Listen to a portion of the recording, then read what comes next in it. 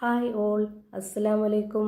Welcome back to Silna's kitchen. ഇന്നത്തെ recipe ഗോതമ്പ് പൊടിയും മുട്ടയും കൊണ്ട് നല്ല അടിപൊളി ടേസ്റ്റി ആയിട്ടുള്ളൊരു വെറൈറ്റി ആയിട്ടുള്ള ഈവനിങ് സ്നാക്സിൻ്റെ റെസിപ്പിയാണ്. അപ്പോൾ ഇതെങ്ങനെയാണ് തയ്യാറാക്കുന്നതെന്ന് നോക്കാം. അതിനായിട്ട് വീഡിയോ സ്കിപ്പ് ചെയ്യാതെ മുഴുവനായിട്ടൊന്ന് കണ്ടു നോക്കണേ. ഇത് കണ്ടുകൊണ്ടിരിക്കുമ്പോൾ തന്നെ സിൽനാസ് കിച്ചൺ ചാനൽ ആദ്യമായിട്ട് കാണുന്നവരാണെങ്കിൽ പ്ലീസ് ഒന്ന് സബ്സ്ക്രൈബ് ചെയ്തേക്കണേ. ഒപ്പം തന്നെ ഈ വീഡിയോസ് നിങ്ങൾക്ക് ഇഷ്ടപ്പെടുകയാണെങ്കിൽ ഒരു ലൈക്ക് ചെയ്ത് ഷെയർ ചെയ്ത് സപ്പോർട്ട് ചെയ്യാനും മറക്കരുത്.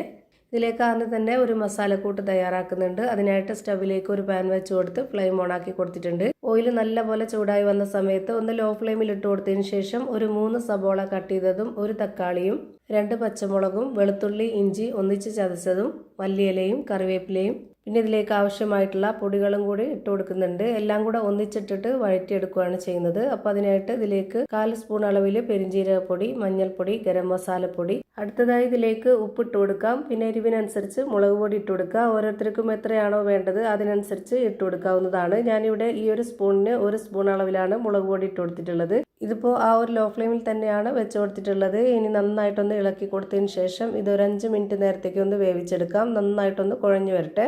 ഇപ്പോൾ ഒരു 5 മിനിറ്റിന് ശേഷം ഞാനിത് തുറന്ന് നോക്കുമ്പോഴേക്ക് ഈ ഒരു രീതിയിൽ നന്നായിട്ട് കുഴഞ്ഞു കിട്ടിയിട്ടുണ്ട്.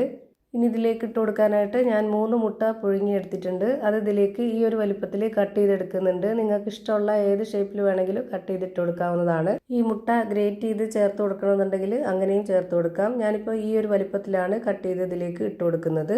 ഈ മുട്ടയിലും കൂടെ മസാല ഒന്ന് പിടിച്ച് കിട്ടാനായിട്ട് ഇത് നല്ല പോലെ ഒന്ന് ഇളക്കി കൊടുത്തതിന് ശേഷം 1-2 മിനിറ്റ് ഇതൊന്ന് അടച്ചു വെച്ച് ഒന്നുകൂടെ വേവിച്ചെടുക്കാം. ലോ ഫ്ലെയിമിൽ തന്നെയാണ് ഇട്ട് കൊടുത്തിട്ടുള്ളത്. ഫ്ലെയിം കൂട്ടി വെക്കരുത്. ഇതിൽ വെള്ളമൊന്നും ഒഴിച്ചു കൊടുക്കാത്തത് കൊണ്ട് തന്നെ പെട്ടെന്ന് കരിഞ്ഞു പോകും. അതുകൊണ്ടാണ് ലോ ഫ്ലെയിമിൽ തന്നെ വെച്ച് വേവിക്കുന്നത്.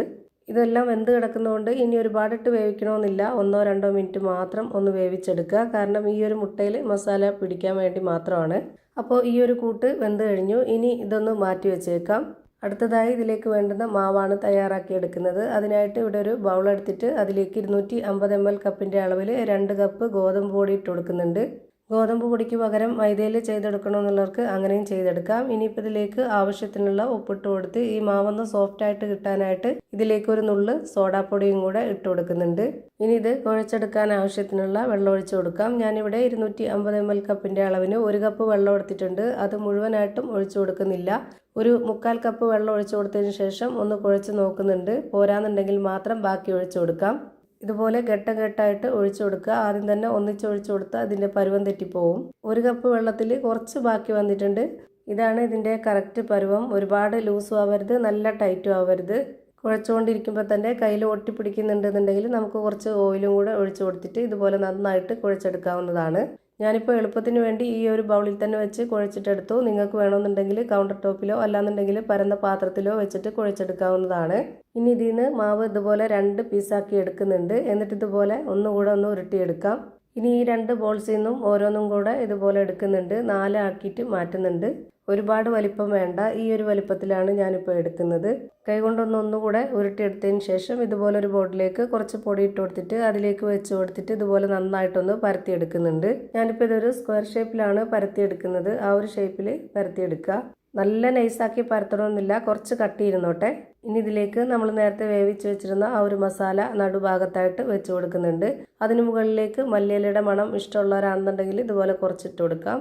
അല്ലാത്തവർക്ക് സ്കിപ്പ് ചെയ്യാവുന്നതാണ്.